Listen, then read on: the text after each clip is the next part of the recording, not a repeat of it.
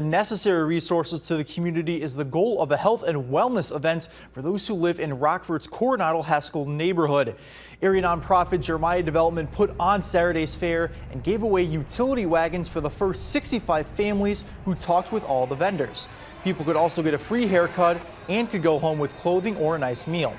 WIFR caught up with the nonprofit's new executive director on her plans for the organization's future.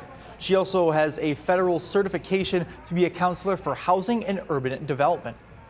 We will have a HUD certified counselor on the premises, and we'll be able to offer classes in home buying, foreclosure, finance, managing your finance, credit repair, rent.